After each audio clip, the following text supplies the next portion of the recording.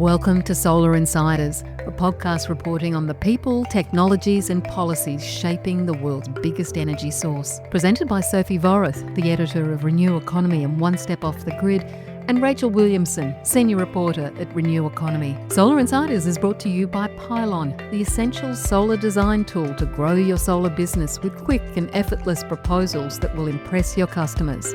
And Fronius, trusted worldwide for delivering reliable, smarter energy solutions.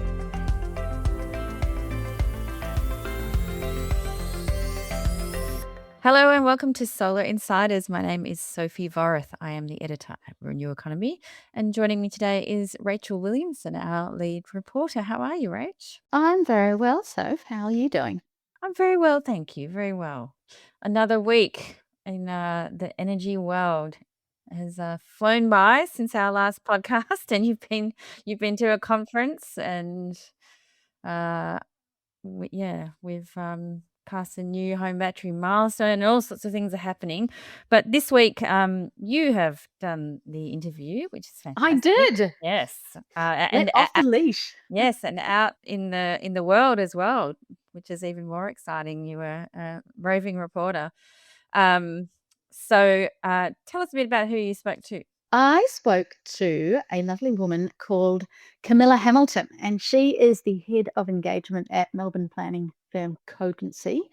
And I'm always pretty interested to know what people are saying, like out there in the wider world, because she's the face of developers and community. She's one of the people who goes out and does the community engagement and the chats and the sessions and everything for renewable energy projects. For renewable energy projects, yeah. And so we had a really interesting chat about the vibes that she's seeing in communities right now and what kinds of misinformation she's coming across, but also about how she does her job.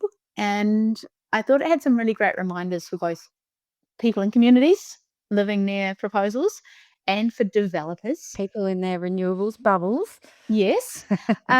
Because she said, for communities, it's pretty simple. Listen to what they had to say, and then ask them what they want, because people just want to be heard. But she made a really good point. You can be angry and you can be upset, but you can't be disrespectful. And I thought that was a very important message to carry forward into the world. Very, very important. Very important. Yeah. And for in developers, all aspects of life, but in renewables in particular at the moment. Look, let's jump in and listen to your interview with Camilla Hamilton, and we can have a chat afterwards. Here is Rachel talking to Cogency's Camilla Hamilton. Camilla Hamilton, welcome to Solar Insiders. It's great to have you here. Thank you for having me. I'm very excited. I want to talk to you about your job, because you are head of engagement at a Melbourne planning company called Cogency, but you're also at the coalface of educating communities about, wind, solar, batteries. I think you're working on all of these things. Is that right? That's right. So at Cogency, we do planning and engagement, and these two things are very much intertwined for us, particularly at that early feasibility stage of projects. We find that is incredibly useful both for communities and for developers as well. I think that good engagement should influence the plans that we're making that will sit within communities, I guess, and getting that really early feedback really shapes the projects and really makes sure it's meaningful engagement with them. Yeah, so I really want to talk to you about the community side of things, because this show is about you and me, consumers, to a large extent. And I have done a lot of reporting about the way communities are shaping the renewable sector right now. In every state in this country, you've got referrals to the Independent Planning Commission in New South Wales. There's Winterbourne, Dinnerwin, Bullawa. These are wind projects that have just gone to the IPC. I reported on Willowvale Park, another wind project last week, with it had 73 submissions and 72 of them were objections, and about 9 actually mentioned the project in some way. So, these are people who largely don't live in the area. Then you've got these call-ins in Queensland where the state government is saying, oh, actually, we're not sure that you've done enough community consultation. I counted it up. They've called in 10 projects since January last year. 4 of those have got through. 6 are still outstanding. And a lot of these are batteries now. You've got protests in Victoria. You've got this new group, Cross Victoria Alliance. And I'm actually at a conference right now, in the conference room at a conference. And one of the speakers had these horrifying charts, actually. I don't know if you're familiar with the SEC Newgate Mood of the Nation report 2026. I haven't read it, no, not yet anyway. Oh, it's terrifying. He had these charts where he said one chart that showed attitudes to the voice, originally okay, then in the Advance Australia campaign. And then he said, this is what wind is doing, this is what solar is doing, this is what attitudes to renewables are doing. And attitudes to transition to renewables down 4% in the last 3 months. Attitudes to the speed of transition down 4% in 6 months. Attitudes to rooftop solar down 4% in 3 months. But support for nuclear, gas and coal have all gone up in the last 4 months. So we're looking at a community that is, is it the loudest voices? Is it that this is just very organised and that people you're seeing on the ground are okay with renewables? What are you actually seeing on the job when you're in talking to communities? Are people as staunchly opposed to the transition as these numbers are sounding like? Are communities breaking? What are you seeing? I think for me, I come from a regional background. I come from regional Victoria, and that knowledge has always been really helpful to bring to this industry, I think. Obviously, I'm out in the regions a lot, all across New South Wales, Victoria, Tasmania, we're everywhere. And I love going to these towns, particularly. I love going to communities, and I think it's really important to remind ourselves that, it's easy to talk in vast populations, but when it comes to renewables, it's really around really often just a township or a cluster of townships. And that knowledge I had from growing up in those areas is how distinctly characterized those towns are. The town next to ours might have been, more open to newer suburban developments, whereas the one I grew up in was very much like, protect your heritage and things like that. They have different values, right? And so I think that it's always just really important, particularly when we're on these national platforms, to sort of go back and go, every community is different and every community deserves to be understood. And for us at Cogency, we really try to do a huge amount of research about these communities before we enter them with our clients and our clients' projects. And to me, it's really around, understanding things like what they value, what kind of change they're interested in, what kind of opportunities they see with these sort of changes, and really just trying to be really considerate about the concerns that they have. And sometimes those concerns are entirely warranted about the impacts of a project. And then other times it comes from disinformation that they've absorbed, or they've seen a different project maybe in the wider region that hasn't gone well. So really, I guess my job at times, I think, is to help communities understand what's going on, to really listen to their concerns and really relay that back to our planners so that they can really understand what they are and hopefully influence how the project design is going based on those concerns. And then also share with them, results of the assessments and things that we're conducting, because I think sometimes talking about things like assessments like hydrology and visual impacts and things like that they don't sound very interesting to talk about, but they are fascinating to people who are impacted by them. And the more we can communicate about these things really early in the piece, the easier those conversations are for me, I think.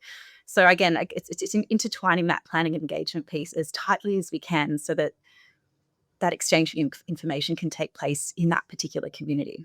Do you think that a lot of projects are doing this now? Because, the Clean Energy Council last year made it part of the platform, social license, community engagement have to be Like, it's one of their top priorities. So are you seeing developers with their projects actually start to do this to bring communities with them, the way that you guys are doing it? Or is it that, are there other ways to do it? There's many ways to do everything, I'm sure. But look, I think that every project starts in a different way, is what I've observed. Sometimes we come into projects where we have developers who are literally looking for sites, right? They're looking for somewhere, and we love that opportunity because, our planners are fantastic at identifying the right sites based on a whole range of criteria that we're provided and we negotiate with the client. And trying to, from the get-go, find a site that is appropriate, both sort of stands up both technically and socially, that actually has a chance of being accepted, and also, like, obviously providing benefits to a community.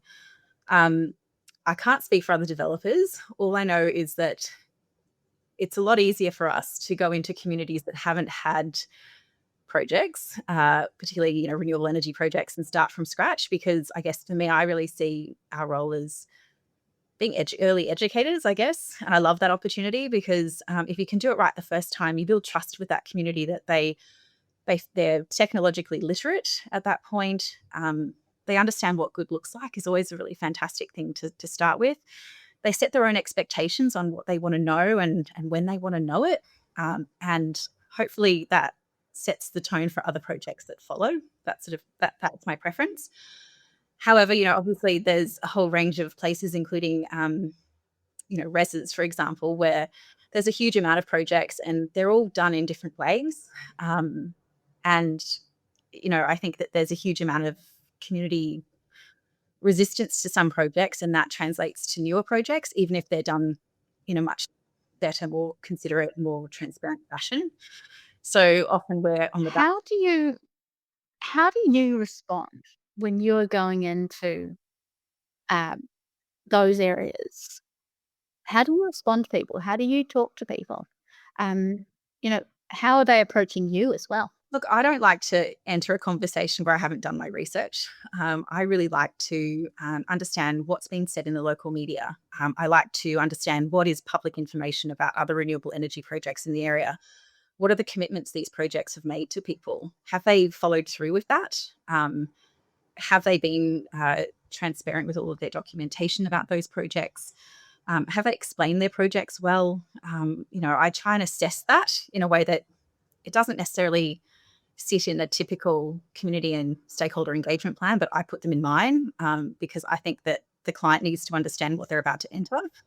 And I think that those sort of things, they inform the conversations I have. These people don't want you to turn up unprepared, unknowledgeable. As we see over and over. You have to be ready. You have to say, you know what, I totally understand that with that project over there, things didn't go well. We're really aware of that and we want to do better. And I'd really like you to give us a chance to do better. And that might mean being more transparent. It might mean being in more regular contact with them. It might mean closing the loop about times when we do engage with them or asking them for feedback. So it's really about the maintenance of relationships to me, and to, ensure that developers are really just on the front foot and, encouraging them to get out as often as possible to talk to people about projects, not just for the statutory engagement as well. Anecdotally, I've heard a few times that some developers and, even some government agencies at times, I'm talking about East Coast of Australia, are now pretty nervous to go into some communities. We've all heard stories about people getting very upset, and large groups of people from the community wanting information, getting very upset when they don't get it. And that's I've heard, like I said, anecdotally, but it's making developers a bit gun shy about sending people in. Worst possible thing that they could do. When you are on the ground at a community information session, how do you handle those tense situations? How do you react when people get angry or even start being a bit threatening? I'll start with saying that in our existing projects, we've been very lucky not to have to deal with a lot of that anger that we see in the wider industry. Again, that goes back to what I was saying earlier. It's about, site identification and, trying to get as many things right as possible before you go out and present a proposal to a community. In the instances which are more like, once or twice in a community engagement session that will run, that you get an angry individual is probably more what we deal with, is, I guess, the anger generally just comes from the fear of the unknown, or the frustration that they haven't been consulted adequately, right? And so to me, they're pretty fair things to be angry about. And to me, I do try to differentiate the person from the behavior at times as well. And I try to start from a place of being really understanding that it is really frustrating. I'm sure we all have those instances in our lives where if it's a council or a government or it's some other person that's trying to do something that changes innately our experience of our day to day, we have an emotional reaction to that too, right? And I think that's fair. What I don't, what concerns me is when I guess, how do I put it? People's behaviors, of anger or being threatening and things like that, actually affect our team. I think that you can be both angry and respectful at the same time. And I don't need you to yell at me to absorb the things that are your concerns. I and our team, we're very much there to listen. That's what we're there to understand. We're here to share the information we have at this time. And often people are frustrated with how much information we have at that early stage. But I usually just sort of say, like, really, it's like that we haven't made those decisions yet. That's why we're here to talk about that. We don't know yet. We want to understand early concern. And how do people react to you when you say that? Because that is something that comes up a lot when I'm trawling social media groups. We don't have enough information. They weren't able to answer our questions at this meeting. That in itself and creates a level of fear and frustration. So what do you do to make people go, oh, okay, it's okay. I just need to be a bit patient. Yeah, I think a lot of it to me is people are frightened that they're not going to get, their input isn't going to matter. And they're not clear about the opportunities where that input actually can have an impact. And for me and for our team, like, we often go back to trying to walk people through the planning process and where we're at with it as such. So we often have a planning pathways board for any particular project. As we understand, every state is very, very different, and can be more or less complicated. But we really try to show people where in the process we're at, which is generally very early on. Obviously we're not at things like detailed designs. We sometimes adjust the point where we've just worked out we're on the site, we're proposing to put something and we're asking for feedback about that. And so I find that when you stay calm yourself, really important, and you can explain to them where we are and what we're asking feedback on, that really helps people to sort of settle their fears and then come at it again a little bit more rationally. And when they realize how early we are in the piece, that just really helps to, not feel like it's a done deal, because often it's not. Like, it isn't. These projects have to be sound in so many ways, technically, socially, commercially sound. No one person can really control all of those things. But yeah, I do feel like that does help. And also just respectfully listening to people, right? Like, you're there to listen. And I just really enjoy my job, and I really enjoy really different people with really different views to myself. That's probably the truth. That's really lovely to hear, because what I see, I don't tend to see the bits where people are like, okay, cool, wind farm, let's see what happens. I see the bits on social media where people are really angry. So it's nice to hear someone say, I really enjoy my job. I really do.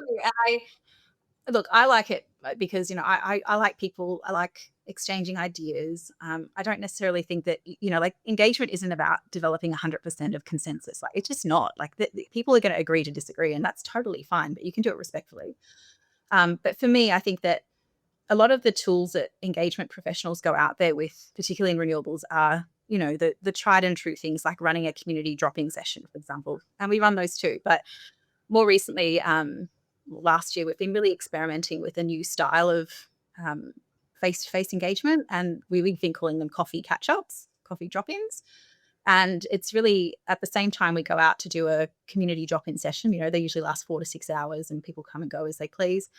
We've also tried to work with a local cafe, for example, where we'll set up just a couple of the boards that we will have from that other session. And it'll be for the morning run. So usually from about 7 or 8 o'clock. And it has to be a good coffee shop. It has to be like where people go. Very important. Of course. Of course. And we pretty much just, we work out with the coffee shop. We'll pay for people's coffees so they come and have a chat to us as they go, past.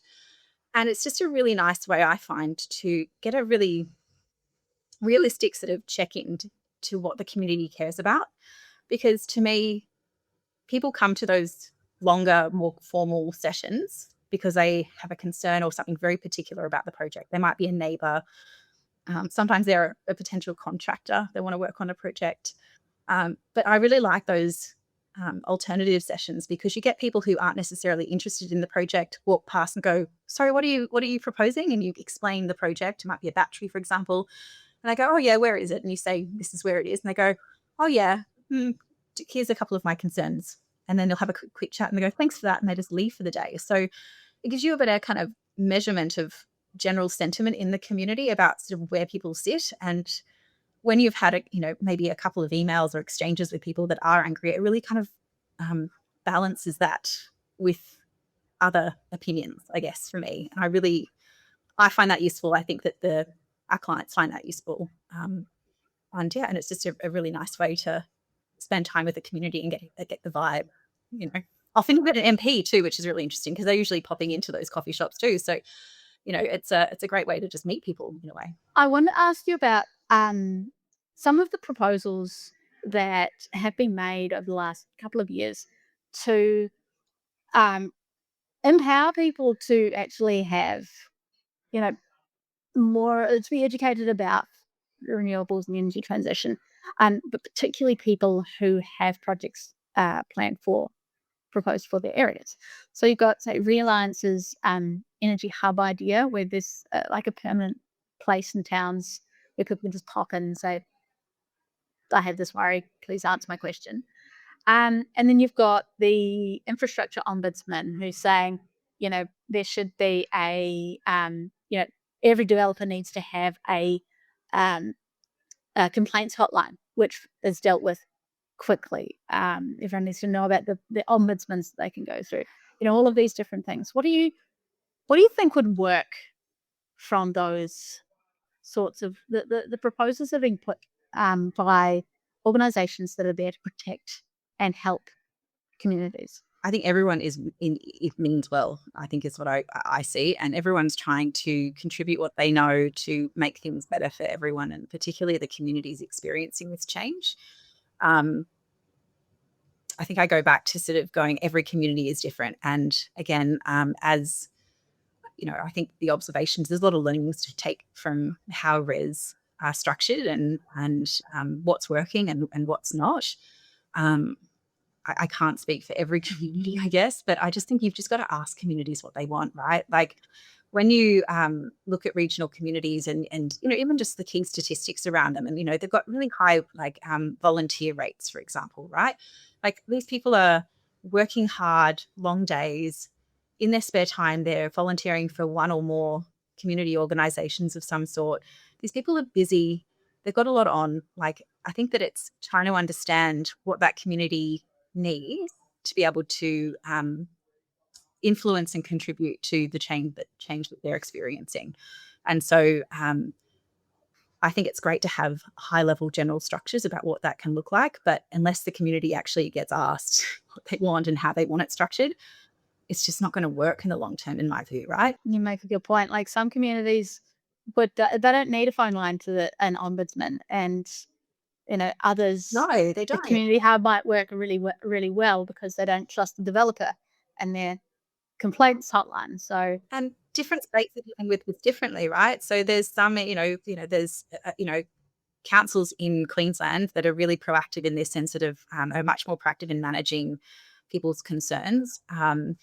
You have, others that are referring people to res structures. And so I think that, to me, the one industry change I would like to see is that I would just really like to, and it's more of a wish, I guess, but I'd love to see developers working together more. I'd love to see them have a platform that they can work together in a really constructive way that's not always about the competition, because I think that everyone's just trying to do the right thing, and communities are maxed out, in terms of how to talk about benefit sharing for this project and that project and things like that. It would just be so great to be able to sort of sit in a room all together and go, right, we all want this for this particular community. We want them to come to the table, and we all want to talk about how this is going to work. And I would just like to see more examples of that happening, I guess. Yeah, that was an idea that was it was floating around last year, around about the middle of last year, but I haven't heard anyone mention it since. There might be reasons for it not working, I'm sure. I have one more question for you, Cam, and that is, what kinds of mis and disinformation, so that is information that is just incorrect versus information that is deliberately incorrect, are you having to correct or deal with when you're doing these community sessions? What are people coming to you with? And how do you change someone's mind? How do you change someone's mind when they come to you and say, this solar panel is going to break and leach toxic lead, cadmium, silver, you name it, and they're really worried about it? How do you change someone's mind when they come to you with that? So what are you hearing? How do you change their mind? I don't think you can change their mind on the spot. That's what I feel. And I don't think people are they're not motivated to change their opinions at that point, I think. So for me, what's more interesting is watching the flows of misinformation and disinformation, and about the trends in the topics. So, when wind farms were new, it was all about health impacts and, it's going to affect my health in some way. And as these wind farms have been built, those things have not been proven. And you need to, people who are opponents, they have been disproven. Come up with something new. They need to find another reason, because that doesn't sort of stand up anymore, and people aren't complaining about these things, or people don't have concerns and fears about these things. So I think that what we're seeing at the moment is a shift to, opponents of these projects really talking about, things like, as you mentioned, contamination of agricultural land, and fears about, the environmental impacts of scare tactics, I think. And, forever chemicals and things like that. We're doing a lot of battery work at the moment. And the one thing that people are always frightened about is fires, and how fires start, how fires can be put out, how they can move from, a battery site outside that site, how a agricultural fire on someone's land can potentially damage a battery that's nearby. Fire in all its forms is something that we deal a huge amount of. And so I think that when we are able to explain to people how these pieces of technologies are designed, that they're not necessarily exactly like a lithium battery in any other electrical device, that we've talked to the local RFS or CFS, both the headquarters and the local crews and things like that. When we do all that early engagement, and those people in the community feel like they've got a grip of what's happening, and they get that information from their own viable sources, I think that just really helps to allay fears. And yeah, I think it's a trust building exercise. It's not a moment. It's something that happens over time, and it's a continuing conversation. I think no one likes to be told that they're wrong. I think it's about letting people have time to absorb information, and then either come back to you with that, or over time learn more. I think it's also really exciting now that we see so many of these projects coming online, much like the wind farms early on. And, it's so great to be able to say to communities now, okay, you're unsure about what a battery is. That makes sense. Did you know that there's actually one 20 kilometers away? We're happy to organize a tour. We can take you and we'll show it to you. Would you like to do that? And people love that idea. So when you can physically see something, it's harder to be scared of something like that. So any opportunity that we can to give people a new experience of what they're understanding, because people trust what they see and hear and feel, I think that's valuable. Camilla Hamilton, thank you so much for joining me on Solar Insiders. You're very welcome, Rachel. It's nice talking to you. G'day, Alex Carey here, proud ambassador for GoodWe. The GoodWe ESA 3060 all-in-one commercial solution is available now from GoodWe wholesalers. With a massive 50 kilowatt hours of the battery eligible for the federal rebate, it's the perfect solution for small businesses. The commercial energy storage range from GoodWe is growing, with more models launching soon. Visit goodwe.com.au for more information or contact the local GoodWe team. Energy Networks Australia invites you to be in the room where the future of energy networks is being shaped. Join us at the Energy Networks Conference and Exhibition 2026, March 17 to 19 at the Adelaide Convention Centre. EN26 brings together over 1,250 industry leaders, decision makers and innovators for 3 days of big conversations. From infrastructure delivery and system resilience to market reform, emerging technology, and of course, trust, communities, and an energy transition that serves all. If you work in energy, this is the event you can't afford to miss. Register now at www.energynetworksconference.com.au. That was Camilla Hamilton from Cogency. Really interesting stuff, Rachel. It's always good to hear from people, as you mentioned earlier on, who are out there amongst it, actually talking to people instead of sometimes, especially for our view, I think we trawl through the submissions and it can be pretty scary. You think, my God, is there a sane person out there? But yeah, obviously, plenty of people who are. This is their real life, and they're very involved in it. They have genuine concerns and genuine questions that need answering. So it's a great reminder for all of us. I refrained from saying at the coalface Yes, I think it's earlier, but I think I did say it in the interview. I think you actually. Sorry, did. Soph. No, it's Sorry, all right. Soph. Look, we've got to. I know you hate the fossil fuel related.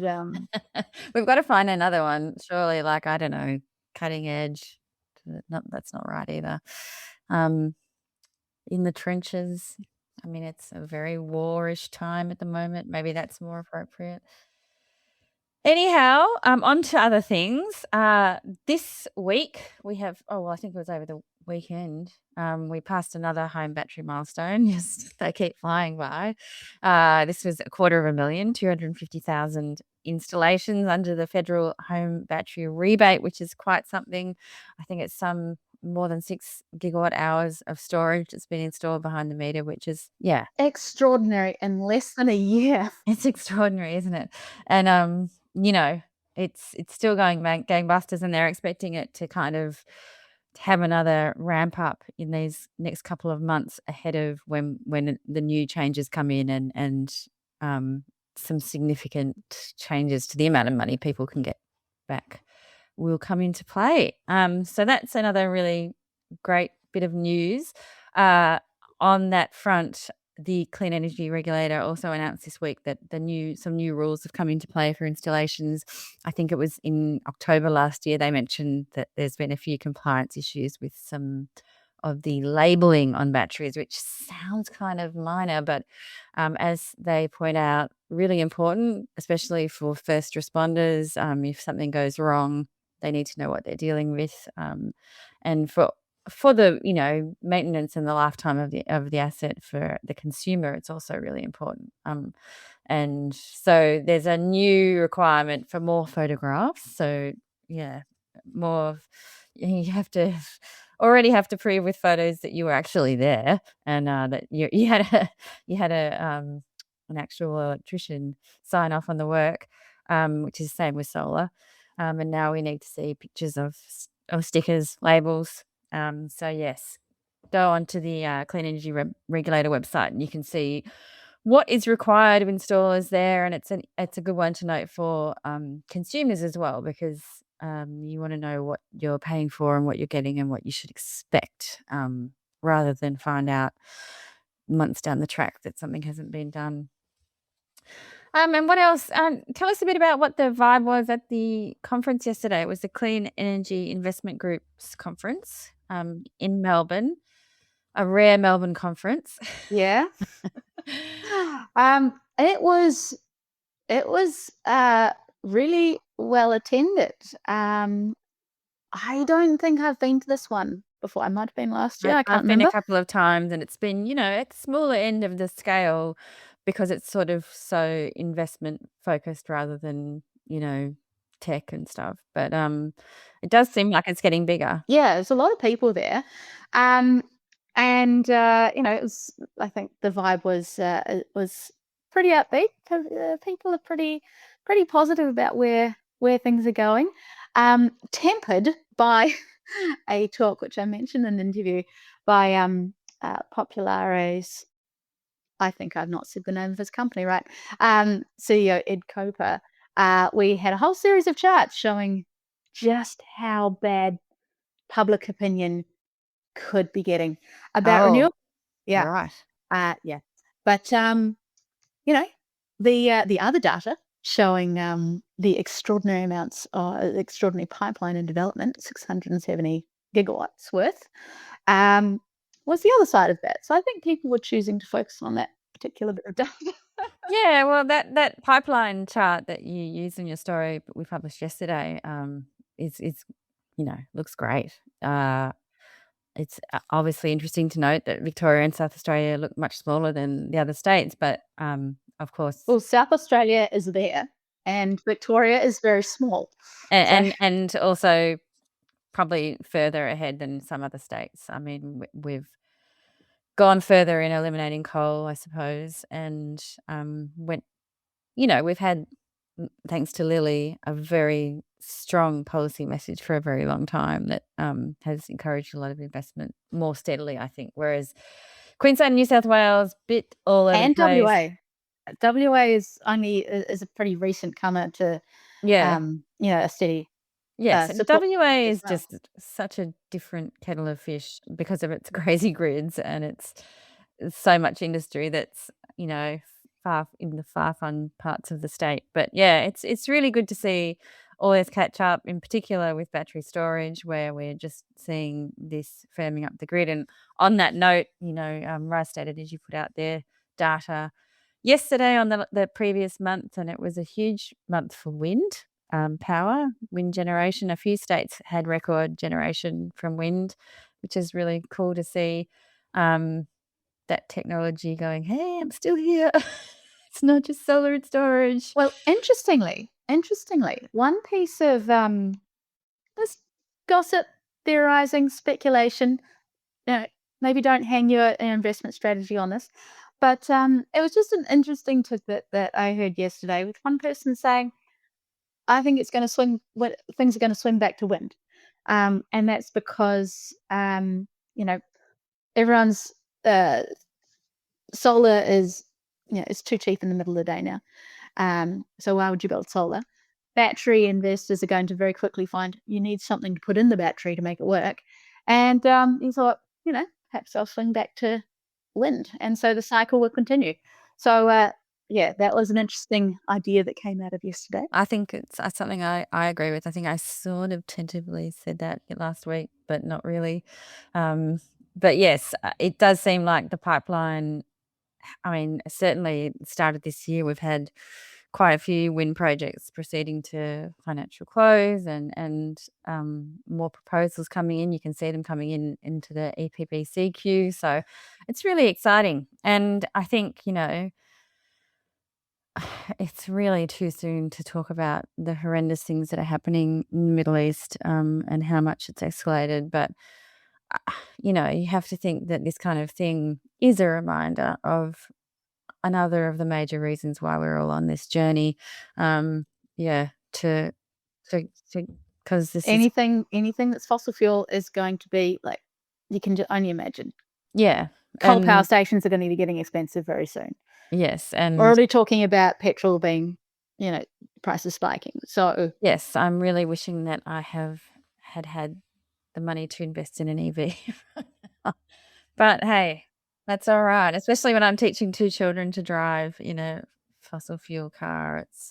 It's really going to be costly and worrying. Anyhow, enough of that. Well, that was a great interview, Rach. Thank you so much for doing that while you were out there amongst it. It's great to get out there and speak to people and be at conferences and see what the feeling is. So Good on you. We will be back again next week with another Solar Insiders. Until then, thank you all so much for listening. Thank you for reading.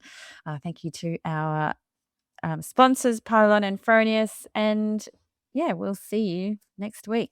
Solar Insiders was brought to you by Fronius. From powerful solar inverters and intelligent EV charging to the new Fronius Reserva solar battery, Fronius offers a proven ecosystem that empowers homes and businesses to take charge of their clean energy future. Solar Insiders was also brought to you by Pylon.